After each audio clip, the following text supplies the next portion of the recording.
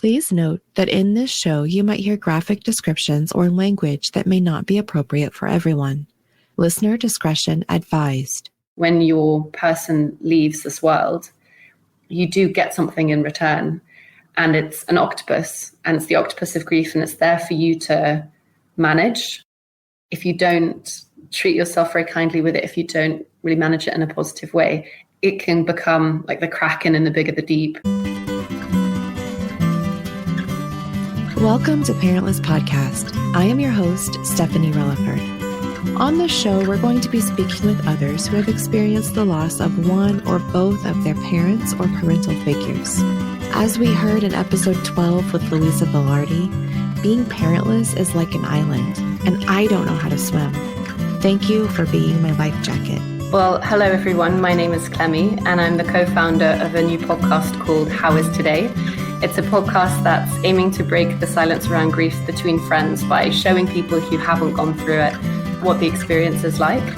And it's to give people tools, confidence, and language around grief so that we join the conversation together and we just help to remove the stigma in a way that's helpful to everybody and helps to alleviate any of the mental health issues that might pop up after having gone through an experience like grief and feeling really alone with it. So I'm really delighted to be part of this podcast today. Thank you so much for having me, Steph, and I can't wait to chat.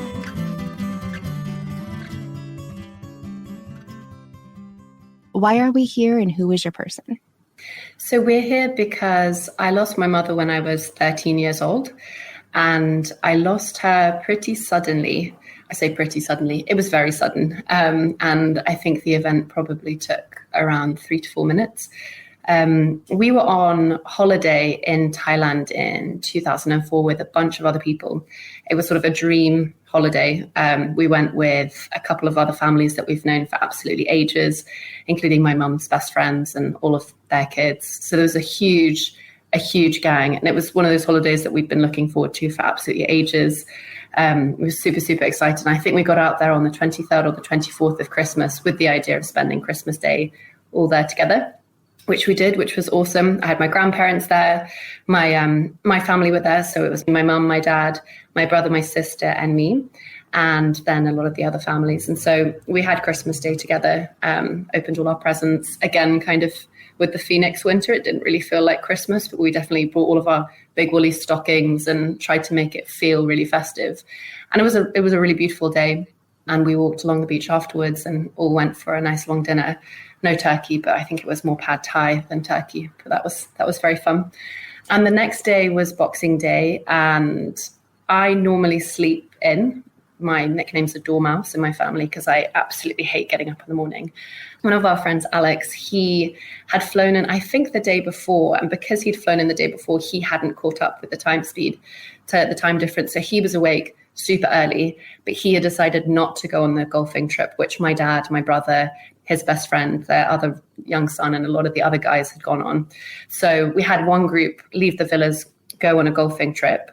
And we had one guy there, Alex, and his younger brother, Charles, and they'd got up really early and they were sort of waking us up at 9:30, which I definitely wouldn't have been awake at, which is weird when you think about it. You know, those small moments leading up to something big that probably changed the course of my life. So Alex woke us all up. He was really bored. He wanted to play. And because he was up, we were all up, and we were all having breakfast and looking out to the sea and thinking about how lucky and how beautiful it was. But we noticed something that was really different about the sea was that it had kind of moved, it almost sort of moved out. And we could see, I think, you know, sometimes you're talking about memories, and I wonder whether I saw this or whether someone had told me that I saw this. But some people were saying that there were fish flapping on the shore, but definitely the sea had moved and it looked very, very different. And where our houses were, they were just right on the beach, but there was a bit of a dip as it goes down. So you could see quite far back, and you could see that the sea had moved far back. And then we were all looking at it and wondering what it was. And there was no panic or no fear or anything. We really didn't know what it was. And then we could see this sort of line on the horizon, and the line stretched. And the particular area of the beach we were in, called Panya, I think, you could see all the way down to the left, and all the way down to the right. So you could see how long this line was, and it was ripping across the sea. And as it got closer and closer and closer, we could see that it was a wave, but it didn't look like it sort of didn't look like the Hokusai wave or a big wave. You couldn't see that arc. It just looked like a line, like a white line. And so we were all looking at it, wondering how big is this thing? I wonder whether the beds are going to get wet. I wonder whether the cushions are going to get wet. And my mom started saying, oh, okay. And I talk about this on my podcast with my sister, where she mentioned this, and I hadn't remembered it for about 12, 13 years. But my mom had said, remember to take the cushions inside. And so we were all ripping the cushions from the sun loungers to get them inside, just in case there'd be a bit of water, which seems so silly. But we just really didn't know. So we were standing there taking pictures. We called our dads and said, there's something happening. We're not quite sure. You guys might want to check it out. Can you see anything from wherever you guys are? And they could see something. And that was the warning that they had, actually, which meant that they got into the clubhouse and got up high when it started to happen. But what happened was the wave moved further and further forward.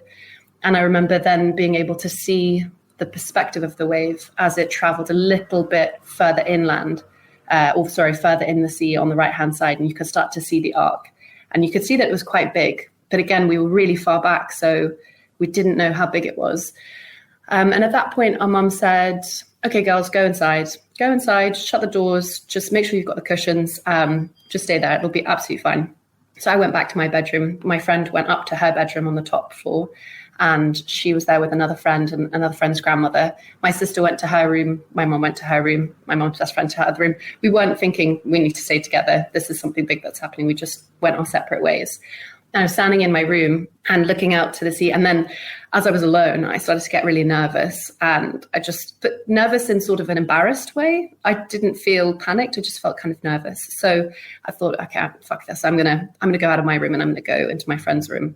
So I went out the door, and as I was walking down to then pop up the stairs on the right-hand side behind the building, I saw a pot travel up and smash into the wall. And I looked down and I thought, oh my God, how's that happened? And saw that it had been a crest of water that had come and picked up and smashed this very large urn. And it was at that point that I realized, okay, something quite scary is happening. My hand started to shake. So I ran up the stairs. And as I got into that top bedroom, the water started to push through the top floor. And it started to push through as if you had maybe 15 fire hoses on you. But it was coming in through sort of a bottom layer of the floor, and then also through the top, so as in ceiling and bottom. But it wasn't sort of one big, it doesn't sort of hit you like a wall for us. I think if I was staying in my bedroom underneath, it would have hit like a wall. But because we were higher, it was coming through. So we start to scream. My friend is going, fuck, fuck, fuck. Sorry if that's too many fucks for the audience, but there's probably one word that you're going to say when something like that happens. As a child, you just start screaming what you know. And I remember talking with her after, and she was saying, I can't believe I said fuck in front of Lucy's grandmother. That was such bad news. So anyway, the water came through the top floor. Lots of different things happened within that moment. But between that moment and sort of 5 minutes later, my mum had been caught up in the wave underneath in a similar position to where I was. And we're not sure how she died, but she died in the wave, as did a few other friends of ours. And so it happened really quickly. It was a completely random thing. And it obviously changed the course of my life and my family's life and the people around us. So that's the context for how I lost my person and a few other people. It's a big story. Definitely. And do you go around water now? Yeah, I do. Yeah, I don't, I really don't like waves still. So I tried to surf last year with my boyfriend at the time, and that sent me into a bit of a panic. So I had to get out of the water, and I don't like hearing the sound of very large waves. So again, when I was in Portugal for the pandemic, and there were very big waves there in a place called Ericeira. And the first day was really difficult, but it was also weird timing because I was recording the podcast at that time, which was also really difficult and very scary. And there's actually a moment where we went to a place where they have really, really big waves. And we discussed it before, Clem, there's going to be big waves there. Do you want to go? And I said, yeah, no, I do want to go. So we walked down walk down the beach, and you could see them as you come down the dunes. And there was a moment where I was standing alone in front of them, and they were not twice as high as me, maybe 1.5 times my height, but they sounded really similar. And I was standing there looking at it, but feeling all right. And my boyfriend had taken a picture of me at the time. And afterwards I said, look, I did that. I was standing in front of them and it was fine. And he was like, I know, I took a picture of you because I knew that you'd want to remember that moment. And that was, I think I'd probably finished recording the podcast series. So it felt like lots of things were coming together at that moment. But I do love the water. I really respect the water. I really don't, I don't take its power lightly. And, but no, I won't be surfing. I won't be surfing again. That's not something I'm going to try.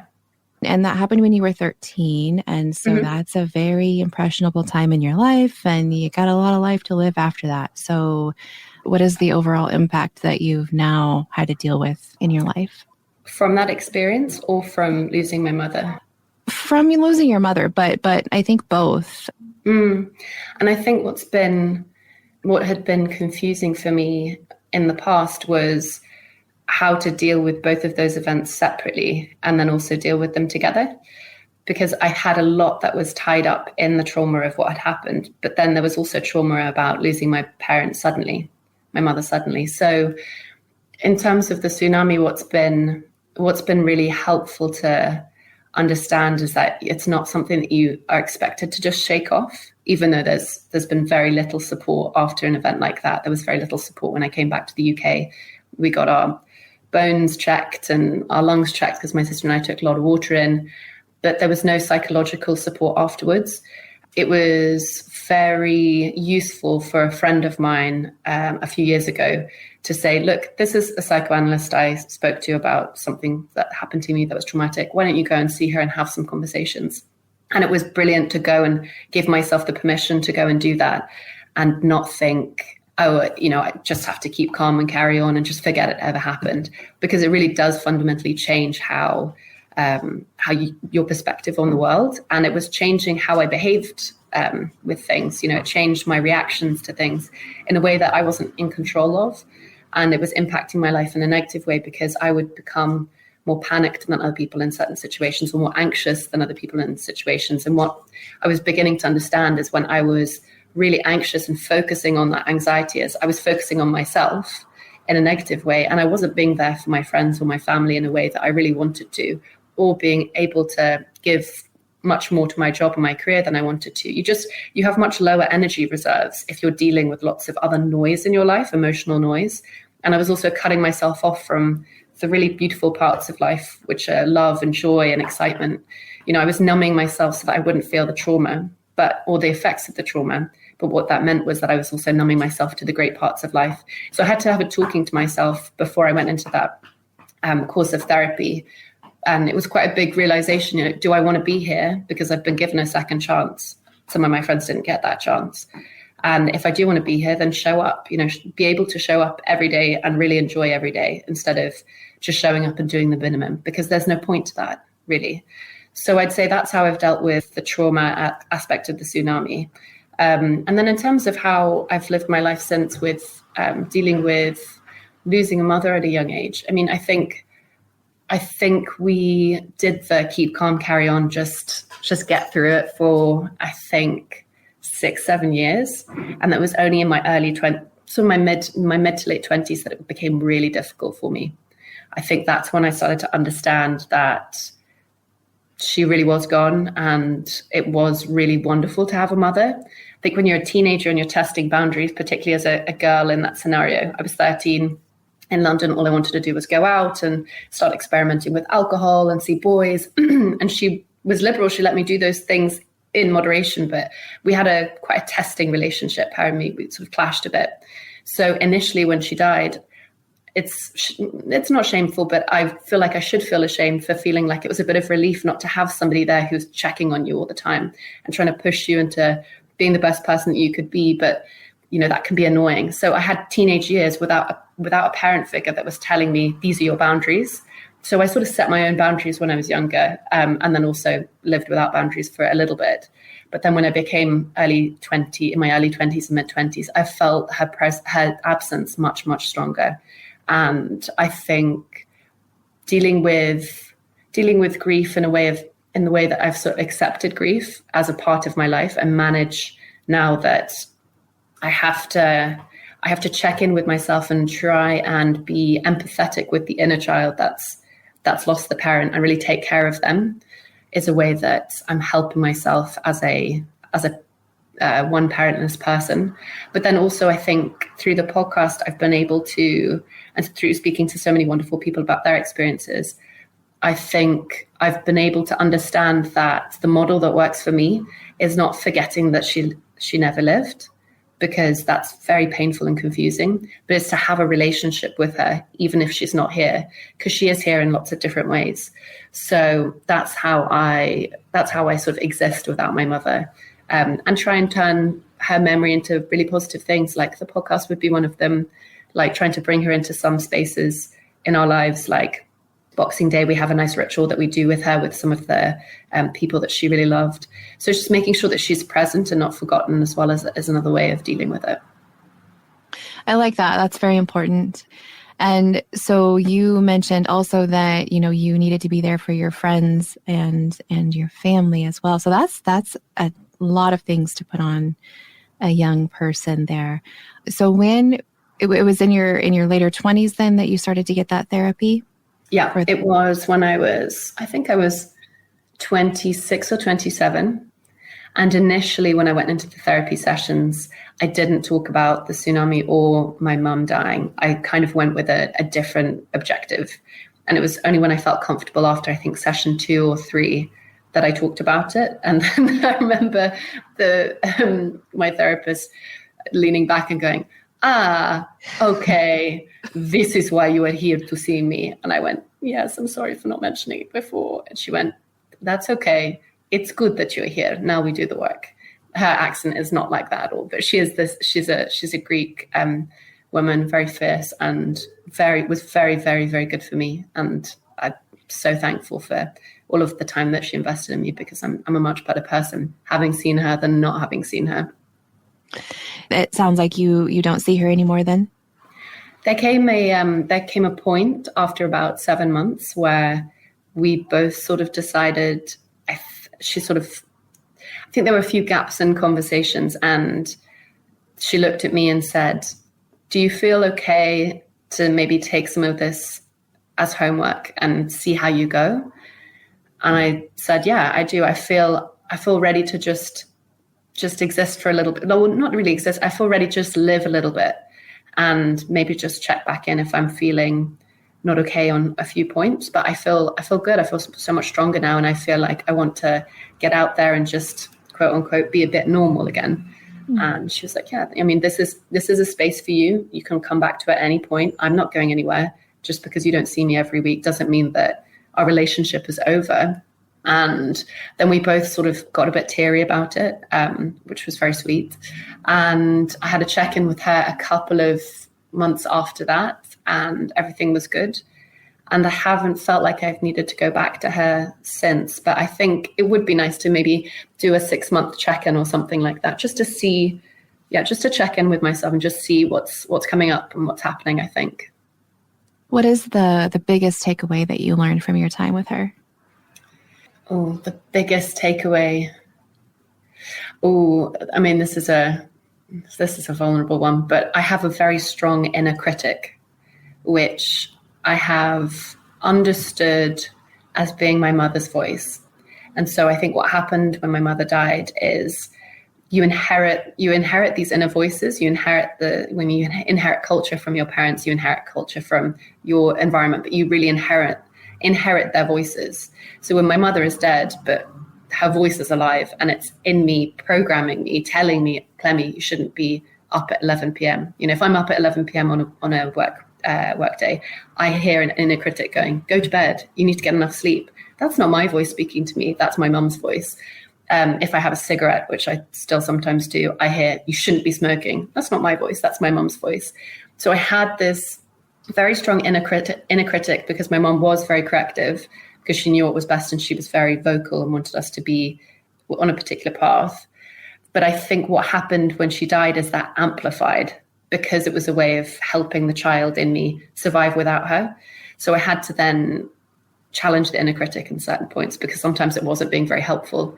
Because my therapist would look at me and go, what do you mean you should do this? Who's telling you should do this? Where's that coming from? And then we had to explore it. And then I was thinking, okay, it's probably most likely it's coming from that space. So that was my big takeout from the therapy about being more empathetic to myself and challenging some of the things that you inherit as shoulds and should nots, and defining the best course for your life as it relates to you. And then the other big takeout, I would say, maybe for a wider audience, would be if you can get it, do it. It's so helpful. It's so, so helpful. Your friends are wonderful, and some of them will be empathetic or sympathetic listeners, but no one is trained to understand how to ask these questions, which open up so many different facets of how you want to look at yourself. You know, there are loads of different mirrors, and the mirrors that you didn't know existed. And these conversations are just so, if you have the right connection with someone, they're so invaluable. I think I probably, the reason I only saw her 6-7 months is because we had a really good connection, but I was really invested in doing the work. And I think it really helped me progress through like a decade of trauma that I hadn't dealt with. Hey there, welcome in. I want to let you in on this idea that I heard about when I sat down with Tim Harris from Grieving is Breathing. Tim said, hey, Stephanie, I have this idea. And I said, hey, Tim, what is your idea? Please tell me. He said, Stephanie, it is my goal for 2022 to bring at least one person free therapy for 1 year. And as soon as I heard that, I said, Tim, I am in. Tell me, what can I do? How do we work on this goal together? Tim said that people can visit the website, www.grievingisbreathing.com. You can play around there, explore, see what's there. But if you want to help with the specific goal of getting one person free therapy for 1 year, you can find the donate tab and you can click that. Also remember, the word of mouth is a powerful thing. You can reach Timothy Harris at grievingisbreathing@gmail.com. Also on Facebook and Instagram of the same name. Let's help Tim pay it forward. Parentless podcast is available on many podcast platforms, including Spotify, Spreaker, Apple, Google Play, and Amazon, just to name a few. If you've enjoyed what you've heard, please consider sharing the show with a friend or rating and reviewing wherever you're listening right now. This will help get the word out about the show, and if one person can be helped by listening to someone's story found here, that is amazing. If you would like to help support the show, view extra content, and hear about special projects happening with Parentless Podcast, please visit www.patreon.com/parentlesspodcast. That's one of the reasons why I wanted to go and get therapy, because I was really afraid to be a mother. I don't have children yet. Maybe I'll have them one day. I'm not sure. But I felt like I was being limited by my past. So my past was governing my present and limiting my future. And I just didn't think that was right at all. And I didn't think that needed to be the case. I didn't think it wasn't a necessity. You know, just because you have this big experience that happens to you. I mean, I was an adult then. I mean, I'm an adult now. I was a child then, but I mean, I felt very adult as a child then. And then obviously death like that at 13, you'll understand this. It makes you grow up so, so quickly, but then it also freezes this inner child inside you that really needs all of that support. So you're on the shell kind of speaking like this wise adult, and then developmentally, you kind of feel like a kid. So it feels like this weird contradiction. And you've got people saying, oh, you're so resilient and brave and you're wise beyond your years. I'm like, I'm a fucking mess inside. Mm-hmm. I don't even know when to call it bedtime and go and brush my teeth and get into bed. Like, there's still some basic things that you would expect I'm now 31, a 31-year-old to be able to do naturally. And I don't. I spent the whole of the 1st of January scheduling my calendar, as in actually scheduling my personal calendar to remind me to do things at a specific time, to give myself boundaries, because I think I started to grow up with no boundaries, that you had to set them yourself. But then it's very easy as a kid to just set yourself the wrong boundaries, to stay up until 2 a.m. because you can.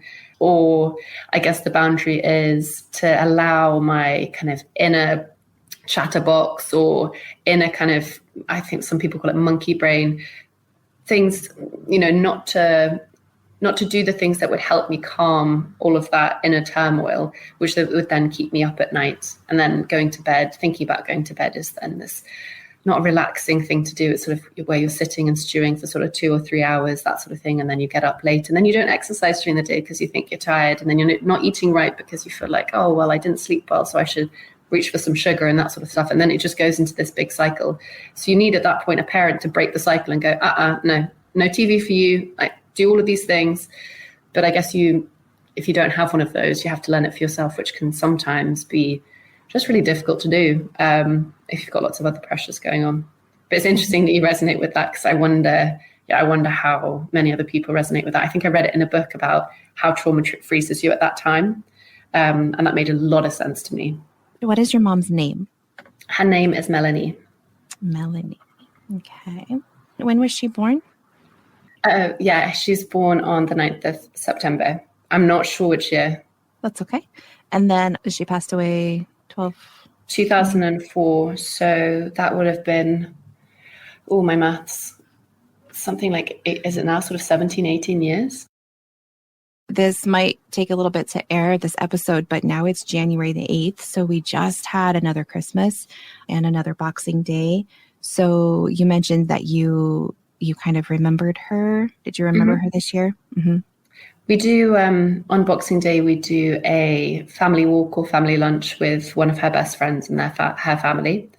And so that's a really nice way of feeling like we're commemorating her without doing something that's sort of directly triggering or traumatic, like go and visit a tombstone, which we do have. And we did do when my sister got married, which was nice. It was that was a sad moment, but it felt right to have that moment in that day because she wasn't there. And it was really sad that she wasn't there. And her friends were getting emotional and saying, like, it doesn't feel fair that we're enjoying all of this and she's not here to enjoy it. She would have loved this.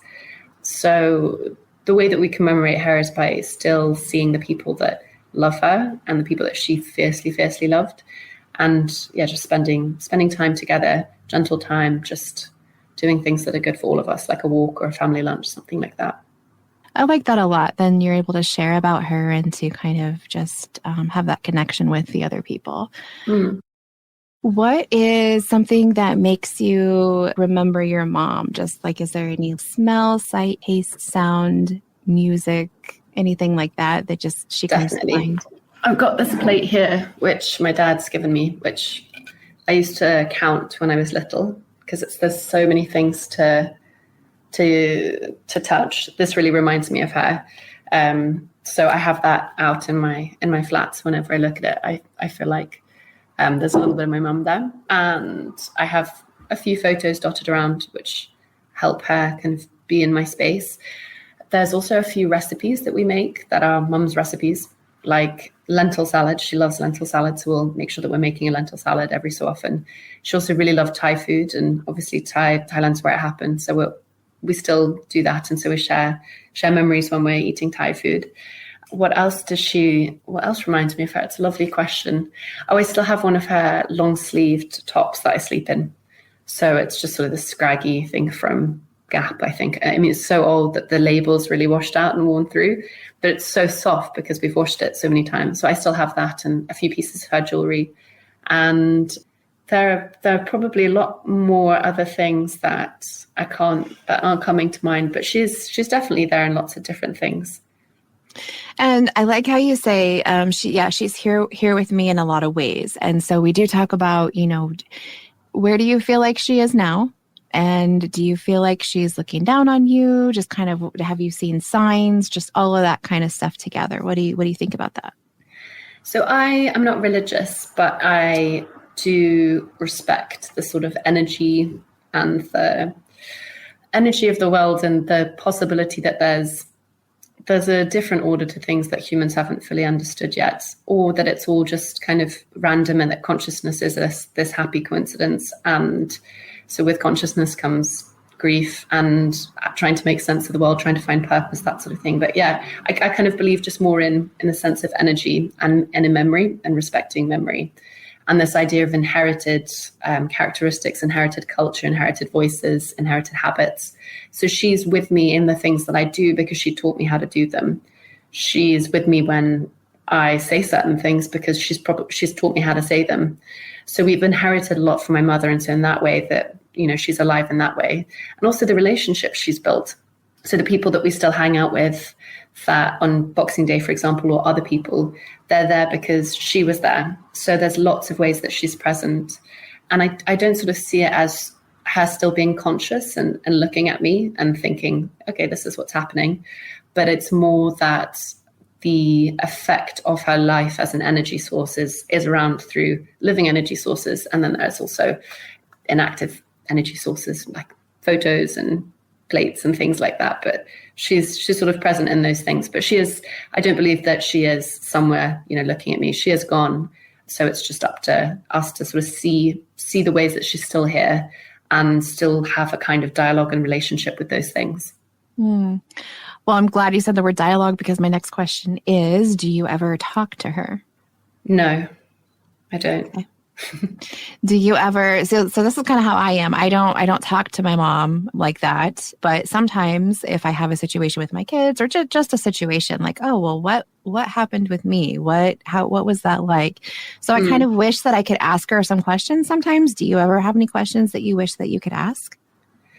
I think it's probably more around relationships and advice for life. That would be very useful. But I am good at asking my grandmother those things. And then my grandmother will sometimes, this is my mum's mum, she'll sometimes say, oh, darling, I wish your mum was here. And my grandmother doesn't have all of her mental faculties anymore. She's kind of got dementia. So she lives a lot in the past. But that's also still lovely because she tells me the things that she remembers about me or about her mum, about my mum. So those, I'm getting information from her that I would get from my mum. But to be honest, I don't know. It's not like I had an adult life with her where we kind of felt like friends or confidants. So I'm not missing the relationship that I used to have with her where I'd say, oh, you know, I like this boy and let me talk about this with her. I didn't have that. So I don't miss it because it was never really there. But I think there are other ways where there are other instances which would be really nice to have a mother figure to be able to go and ask for some support or ask them to help you do certain things. My sister's very present, so she sort of fills a gap. My aunts are fantastic. I obviously have my father who's wonderful. And I think we all just kind of move into that shape. Her best friends, for example, I'll talk to them, or my godmother. So they're all there. So I'm getting bits of her. I'm just not getting it all from one block, if you see what I mean. Yeah, that's really great that her mom is still around. I was going to ask, have you ever thought about like recording any of her stories? I have, yeah. And she said that she would be up for it. I'm not sure she understood what it meant, but the rest of the family said they would be happy for her to be on tape. We'd probably just get 10, 15 minutes, but I think it would be a nice idea to do that. We started during Christmas recording her telling us stories of how she met our grandfather, the day she got married, her favorite memory of us, those sorts of things, so that we have them for when she goes, whether she goes physically first or completely mentally. So yeah, I think it would be nice to do something like that. You said that you still have your dad and your brother and your sister. And so has the loss of your mom brought you closer, do you feel, as a family? I think it probably has, but it was very difficult for the first 7, 8 years, maybe even a bit longer. And I feel like it's taken I think it's taken us all different times on our own timeline to sort of get to a place where we're all reasonably happy and can show up for each other. And I think there's still lots of space that's left undiscovered. But we're very lucky that we all really love each other and we are all really there for each other. And I think there's an intensity to their closeness because mum isn't here, and that we fiercely sort of look out for each other as well, which I wonder whether you would not have in a normal sibling, a sibling relationship where you do have both your parents, because we're trying to fill in that gap I guess, a sense of responsibility as well for my brother and sister, which I think you probably don't have if you have both your parents. So sometimes that has felt a little bit, worrying or heavy, but I wouldn't change it. I wouldn't change how we interact with each other. You said about 7-8 years it took there. Did you talk about your mom and celebrate your mom and bring her up during that time, or did that take a while as well? Yeah, no, we didn't really. Mm-hmm. I think when we were still not sure whether she was alive or dead, so we had to go home without some of the people that were missing, but I think it was quite obvious to quite a few. Well, I mean, it was probably obvious to the older adults that were with us that decided, okay, we're going to go back to London. We're not waiting anymore. That she would have been gone. And I think in my mind as well, I thought, there's no way that somebody else would survive this. It's not normal that me and my sister are alive. And so at that point, when we still hadn't had the closure of a body, we would write her letters and burn them in the garden and try and speak to her and that sort of stuff. But then it sort of felt a bit futile. And then we waited for the body to be found. The body was found a couple months later. And so after that point, I think it was all just so horrific that we stopped talking about it. And definitely after a year, it was like, okay, let's just crack on because we can't live our lives in so much misery. And then I think after that point, it was quite difficult to talk about it without going really down to the deep depths. So now we can sort of just mention her casually, enjoy certain bits, but there's a lot of pain that we had to work through, or that was just really present for a really long time. And then there was obviously the impact to everybody's mental health as well that I think took a real while to kind of sift through. And in some ways, we're still sifting, but there's definitely an improvement. Has the communication within your family about your mom increased since your podcast? Yeah, I think it has. And I think it could definitely increase more. And I think it would be great to have everybody talk a bit more about how they feel and how they're coping. But I definitely feel like there's a closeness that has come from the podcast. And there's a sense of accepting it and sort of acknowledging it that we have now that we didn't have before. And the fact that my dad is now sending the podcast to his friends, whereas before he wouldn't even talk about it being a project or anything for 2 years and sort of would forget that it was happening. And now he's sending it to his friends whose spouses or someone else significant in their life when they die. So that's brilliant. I mean, that's huge progress. I think Albie and I, when we were talking about what we wanted to see after the podcast was released, some of that stuff was happening as we had our soft launch, where we had, just the files in a Dropbox and we sent it to people that knew we were doing it, like all of our immediate family and extended friends and things like that. And the feedback that we got back was a conversation to us about how we felt about grief, about what grief was, about all of the things they were learning from grief. And it just provoked this conversation that we hadn't had for a decade. So it had already had such a huge impact in both of our lives. And now to have other people listening to it and having those conversations independently and then hear from those people that they're having those conversations, it's just amazing. But in terms of my actual family, yeah, it's had a really big impact and I'm really happy it's happened. Yeah, that's going to be so amazing as you continue. And so you've been working on this for 2 years. Yeah. So, and your podcast was just released recently. In October you'll see there'll be a theme coming up with October, the octopus, 8. There's this image of the octopus that we want to leave people with because we feel like it really accurately describes this thing about grief, which is indescribable, that it's really shape-shifting, that it can kind of be there at any moment and you sort of don't want to acknowledge that it's there. The idea being, there's an elephant in the room, but it's not an elephant in the room. It's not this sort of embarrassing, awkward thing. It's an octopus. It's really unknown to us. And it's not something that we address or we talk about enough. Other cultures are very good at this, I think, and it would be interesting to explore that further.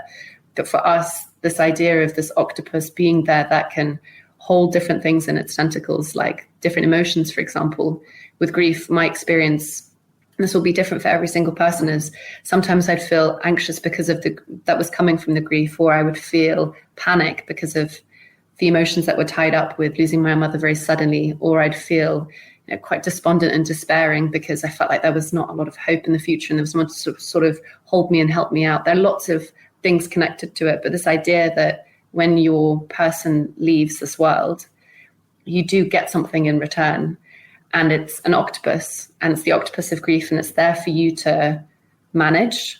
You do have to address it. It's not something that you can just, lucky for some people if they feel like they can just move on and not address it ever again. But I think if you've really fiercely loved someone, if someone is your dependent, or if you really depend on them like a parent or like a partner or a sibling, you're never going to not love that person. So what we wanted to do is create this idea that that person is in some ways always there, but it's through this emotion that you call grief, the state of grief.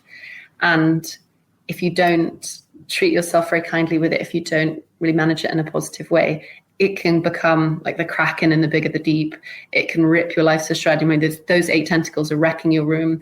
They're holding you back as you're trying to do things like go for that next promotion or try and fall in love. It's spurting black ink in your face. It's making things really noisy and cloudy.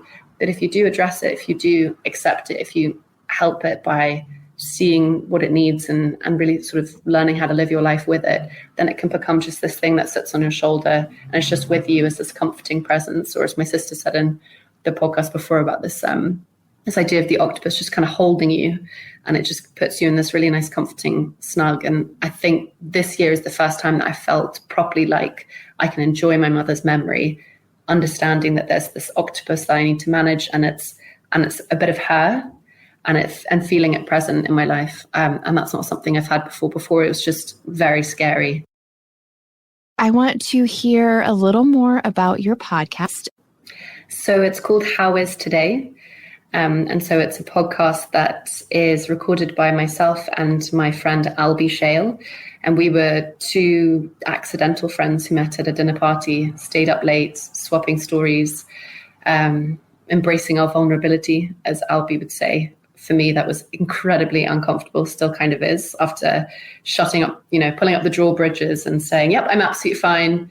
This horrendous thing has happened to me age 13, but I'm absolutely fine, because that's what everybody wants to hear. And just you sort of crack on. But he, that evening, sort of pulled them down and was like, look, you're pulling yours down, but I'm going to pull mine down. Let's meet each other here and let's talk about what happened to one another and how we feel now. And so we had a conversation like that, which then precipitated lots of other conversations like that for months and months and months. Just not with the idea of let's do a podcast, but just exploring how we felt and exploring why it felt really difficult for us to still be, how would I describe it? It felt really difficult for us to just sort of feel normal. And then I guess we realized that you would never feel normal after something like that happens to you. And that's actually fine. And it's not expected. It's not expected of you. And then understanding that there were lots of people who felt like this as well. And the thing is that there's this space around us when this is happening to us and then afterwards. And there's no space, or there wasn't at that time, for people like us. We didn't feel normal, but there was this idea of, well, if you get all of the people that this has happened to in our age group into a room, then you are normal, because the statistical framework then means that it's normal for people there to have lost someone than it is not normal. So we just wanted to create something that was for us, but also in a way that helped us kind of continue the journey of what it was like to live without a parent and to live with grief and understand what grief was and how to live really successful lives after having something like that happen to us. But I think the really important thing that we landed on was that there's a space around the griever when this is happening to you. And the space makes it more difficult when you're grieving. Sorry, I do want to ask, was when you guys had that conversation, had either one of you had that conversation with anyone else before? Not like that, no. Yeah. Maybe that's why you guys connected so good, is because you hadn't really come across anybody yet that kind of buried that for us. Mm-hmm. Yeah, I think that's definitely true, because what we both felt was that friends, even though they're fantastic and wonderful and fiercely love us, because they hadn't had an experience like that before, they didn't know how to check in with us about it or understand that it takes a lifetime to learn how to adjust to. That's one way of looking at it, and that's not a universal it's not a universal brush that you can apply to all forms of grief. But when you lose a parent, and a parent when you're young, that is, I would say that's probably a truism. But the idea for us was, if we wanted to make the experience, sounds weird, but make the experience of losing someone better, or experiencing really deep grief better, what would we do? We can't change that people die or they leave us suddenly. We can't change that happens. That's, an inevitability. We can't change that it happens multiple times. And we can't change that you're going to feel fucking awful for ages. And there'll be some things that work for you, and there'll be some things that work for other people. But what we felt like we could change was that we felt, and from the people that we spoke to in the research for this, they all felt really alone with that experience. And at times, long after 1 year, 2 years, 3 years, 4 years, 5 years even, and longer than that it was affecting them, and they still felt really alone, and like they couldn't talk about it with their friends. There's a way to do that, and there's a way to fix that, which is to help open up the conversation between friends, because it's fantastic that I was able to pay for therapy and it changed my life. But I'm not seeing that therapist every day or every week, and I'm not going to see her for the rest of my life. But who I do see, who show up for me every day, are my friends. And if my friends felt like they couldn't talk about it with me, which they didn't, then how are they going to be able to help me when I feel awful? And how, if I feel the same, how am I going to be able to broach the conversation with them too? And so what it's done is it's really opened up that conversation with friends as well. And other people have talked about how they felt, or other people have reached out to other friends who have had a similar experience in their life and said, hey, I didn't feel like I could talk to you about this at this time, but how do you feel now? And I wish I'd said these sorts of things, but just I wanted to let you know that I was thinking about you. And so it's just about opening the conversation so that friends can understand how to be there for other friends, and then gradually just try and create a more healthy and open culture around grief. Because we used to, I think, do this in smaller communities. That's the reason why the octopus has 8 tentacles. So you've got 8 mates to pick up 1 tentacle and help you carry it. It's too big for you to carry alone. It's really, if it's a big one, it's not possible for you to carry it all alone, especially if you're a kid. It's not going to work like that. It's a community care thing. It's not a self-care thing, grief. So it's important that people understand what this experience is like and how to help other people. Not that you're going to become your friend's therapist, but it's just about checking in and being empathetic, but feeling like you can vocalize the things that are going on inside, where you think, should I bring it up? Or should I say this? Or how do I talk about it? Because your friends are thinking that anyway. Sitting side beside you, there could be silence, but internally your friend is thinking, how can I help them? I love them. What do I do? And so hopefully this has given people a way of understanding how to do all of those things. And from the feedback from a lot of people, it sounds like it has, and it's opened up lots of conversations, which is brilliant. And I guess the next stage is just continuing this conversation and continuing to tap into all of the knowledge and the wisdom that we all have just by living as humans, and trying to bring back some of that vibe of communities caring for each other instead of expecting you to do it all on your own, this individualistic mindset. I don't think that works. It didn't work for me. Yeah, no, it doesn't. So I want to kind of steal from you and ask you, how is today? Today is good. Yeah, today is really good. Like I was telling you before, I did something my mom would have been proud of me for doing. I went to an intense exercise class after walking the dog early in the morning and having a smoothie, which is a way of nourishing my body and helping me feel like I'm getting stronger and stronger every day, which is important. And later on, my housemate and I were going to go run lots of errands, which again, she would be fabulously pleased at, because I'm a procrastinator, serial procrastinator. So I feel like there's been a lot of positive action today. And I also feel like there's been a lot of positive thinking that's been happening the last couple of weeks, particularly with engaging with her memory on the 26th, spending lots of time showing up for my family in really nice ways all the way from then until now. So I feel really good today. I didn't feel very good a few days ago. It felt very difficult to be living the life that I've set up for myself. Sometimes lots of responsibilities and pressures and going to work and that sort of thing. That happens sometimes, but I think that happens to a lot of people too. How is your today? Well, it's just getting started, so it's okay so far. I feel that too. Like, some days are good, and some days just are not. As you guys said, they're shit. What have you learned now that you would tell that 13-year-old girl? I think that, there's actually lots to tell that girl. But about grief specifically, I think that it's non-negotiable. It's not something that you can opt into or opt out. It's there. You know, when you love someone and you lose that person, it's there. That octopus is there. It arrives whether you like it or not. And it's up to you to address it and to hear what it needs, to hear what would make it feel good, to understand how it's going to impact your life. And so to make friends with it, really. But grief isn't something that you can run away from. And also that grief is one word for so many things. And it really is so different for everybody. But also that there are lots of people who will feel really, really similar to you. And that it's important to talk about it, because then you can find those people and talk about it with them.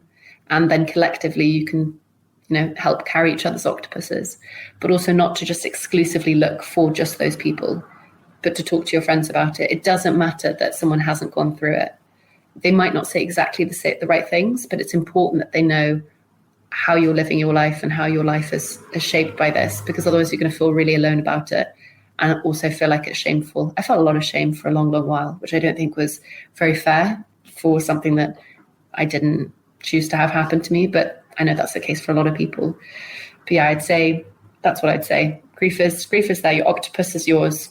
When they leave, you get one. It's not an option to return it. It's the devil's bargain. So just be mindful of that, I think. Where can we find your podcast? So you can find How Is Today on Spotify and also on Apple Podcasts. But we do have an Instagram community, which we're posting lots of content and stories and Q&As and things like that. And in the future, in 2022 as well, hopefully by the time this airs, you'll have seen lots of interesting lives as well.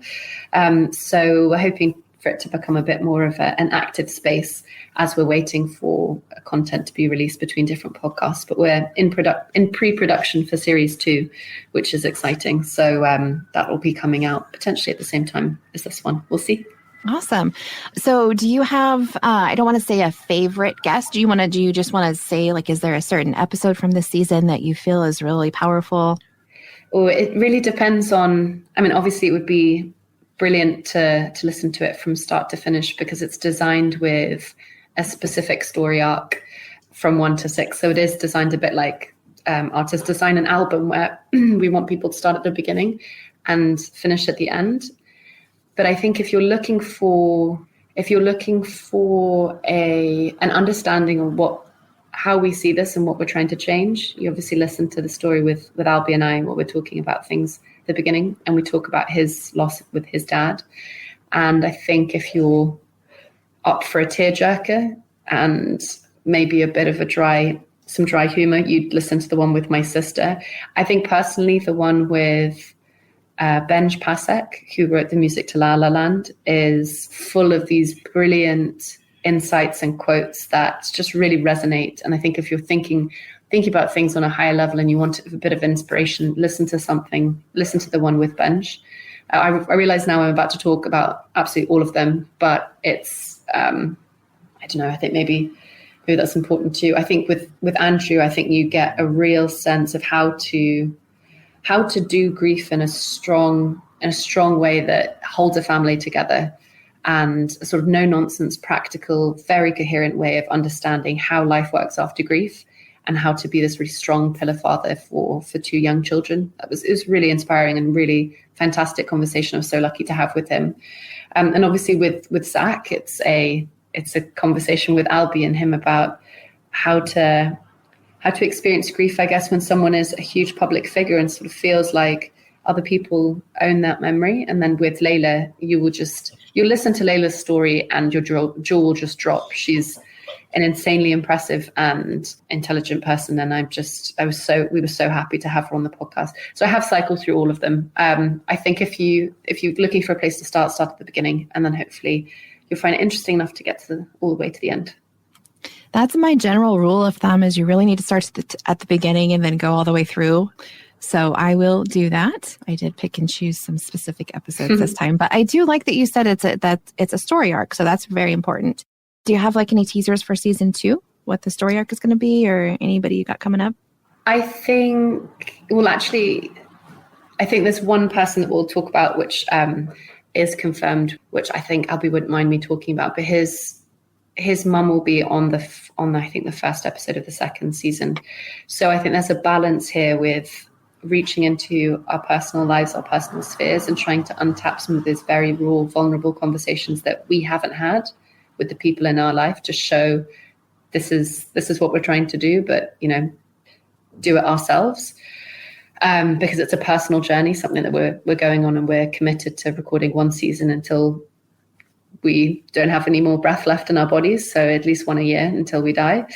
And so Albie will be talking to his mum, which I think will be amazing and very touching. And after that, there are a few big names that people will know about. And then there's some other people that we just think are really important to include in the narrative. So I think that's probably all that I'll say, just in case it changes. I don't want to overpromise. It'll be eight episodes long, this one, 8 for Octopus. And there'll obviously be the similar How Is Today message running through each one of them. So each of them will link together in a specific way. Oh, very nice. I like that a lot. Thank you. Good. Well, I'm looking forward to listening to all of the episodes now, and I'll be your biggest supporter in any way that I can. There's so many things that we really didn't talk about, but is there anything that you do definitely want to bring up before we are done? I think to the people listening to this, I think if you've lost someone that you really, really love, I'm so sorry. And it is shit. And it's really shit some days, and some days it's less shit. It does get better. I don't know where you are in your journey of living from the moment that you lost them, or if you're about to lose someone and you know it's coming. I think the thing that I would really love for you to remember is to keep talking to your friends and keep talking to your circles around you, because they're there to help you. And they might not get it right the first time, but it's a difficult thing, grief. If you haven't gone through it, it's really difficult. And I think being vocal to your friends about how you want to be helped, it's really important, because when there's a gulf between your friends and you, it'll only widen over time. And that's where I think we got quite stuck, Albie and I, in the gulf. And so this is an ambition to kind of bring the two sides back together, so the two pieces back together. And if you want to chat, we're always there on How Is Today, on the How Is Today Instagram account. We're chatting to people every day. So if you'd like to drop a line and say, hey, how is today? We can ask you how is today back and have a catch up. But yeah, keep talking. That's, I think, the thing I'd like to leave people with.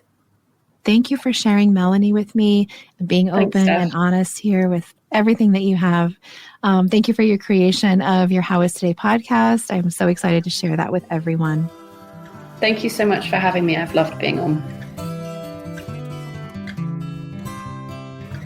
Parentless podcast is recorded in Phoenix, Arizona.